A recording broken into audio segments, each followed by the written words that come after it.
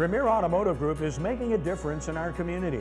Troy and Tracy Duhan founded Giving Hope NOLA to serve those in need in the greater New Orleans area. Giving Hope NOLA operates the food pantry of New Orleans, which has fed thousands of people hot meals since it opened in 2013. We specifically target both children and the elderly in New Orleans East. Giving Hope NOLA and Premier Automotive is making a difference. Learn more by visiting givinghopenola.org. Ken Trahan, sportsNOLAtv. The Music City Bowl in Nashville went to Notre Dame, defeated LSU 31-28 on a last-second field goal. And you go back and take out of this season and out of this game, I think pretty much the same thing, and that is disappointment. 500 season in the SEC, inability to get off the field when you need to on defense, inability to throw the ball on offense. So you look at those elements and you look at this game, Amy, and I see a football team that is good enough to compete with most everybody, but not good enough to finish the deal against good teams when it matters. Again, a game where LSU could have won, should have won, and really, I think, was the better team, but this didn't compete.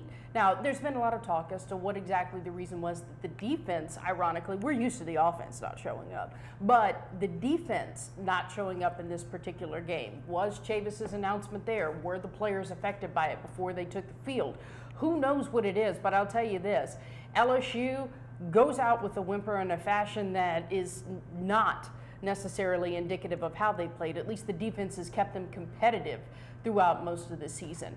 Now they go into the offseason. Les Miles going to find a new defensive coordinator. Lots of names that are circulating as of the time that we're taping this, but it will be very interesting to see what happens in the upcoming months, because a lot, and we can talk a little bit about this, but a lot of conversation that LSU lost Chavis because they don't have an offense.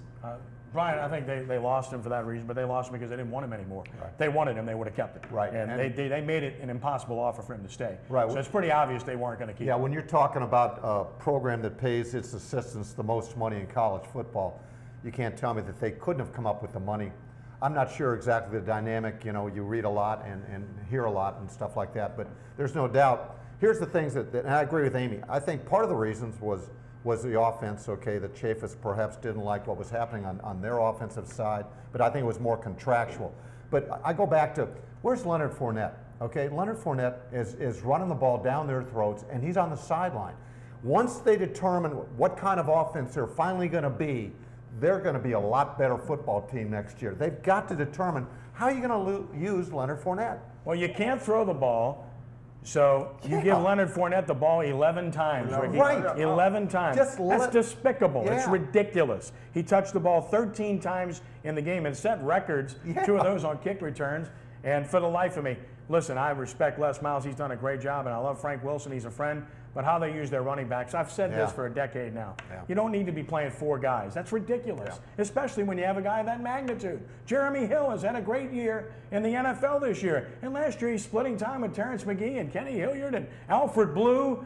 He led the NFL in rushing the second half of the season, and he's getting 10 to 15 touches a game at LSU last year. The same thing's happening with Fournette. Now they've got Geis and Brissett coming in. You think it's going to change? I was going to say, you know what? They're going to end up saving Leonard Fournette for the NFL in a couple of years. Rick? Yeah, but I mean, just looking at the whole program, and you know, when you get those high-profile coaches, you can't tell them anything; they know it all. So and you can see the difference. Because I mean, here got a guy touch the ball 11 times, he get 100 and something yards, when really he should have 300 yards in the game because he should have had the ball 33 times.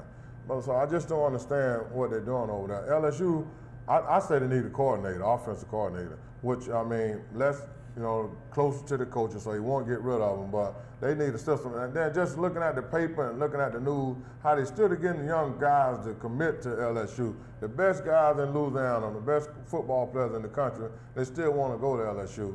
But I mean, the way Les playing football down there, really, I don't know why. Well, they have Cam Cameron, an NFL guy, coordinating their offense. I think they need a quarterback is what they need, because when they have one, like Zach Mettenberger, they put up some great numbers. The Sugar Bowl, the All-State Sugar Bowl, was a terrific football game, extremely entertaining, and the Ohio State Buckeyes got it done, defeating Alabama largely because of a third-string quarterback, Amy Cardale Jones. Who, Urban Meyer, clearly just knows what to do when it comes to quarterbacks. And aside from that, he has taken this Ohio State team and made them to where they compete against the SEC. This is not the Ohio State that we're used to seeing. This is a team that is more physical. They were faster. They competed better. They were a good football team, and truthfully, the playoff system worked. LSU's got a quarterback named Brandon Harris, Brian. You know who they beat out to get him?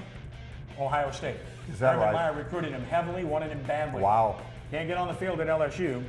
Ohio State wanted him. They got a guy that's 13 playing like this who played better than Alabama's second-team All-SEC quarterback who's an average player. Well, I'll tell you what, with all the hype given the SEC this year, rightfully so, the SEC West finished 2-5 in bowl. This team loses.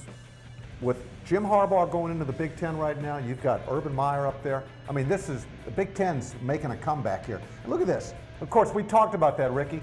If you break through that first line of defense, you're free sailing into the end zone, and that's game. And that put Alabama it out had of two the reach. linebackers out of the game at the Right, time injured, right. which certainly hurt. Yeah. I mean, why are you throwing the ball when you're down 6 at the 20-yard line when Henry's running free for Alabama? Run the football. Lane Kiffin, the 42-35, Ohio State wins it. Give them all the credit, Ricky. They deserve to win. Yeah, I mean, but they put up a lot of yardage against Alabama, and that was the whole key to the ball game. 500 and something yards against Alabama. That's unheard of.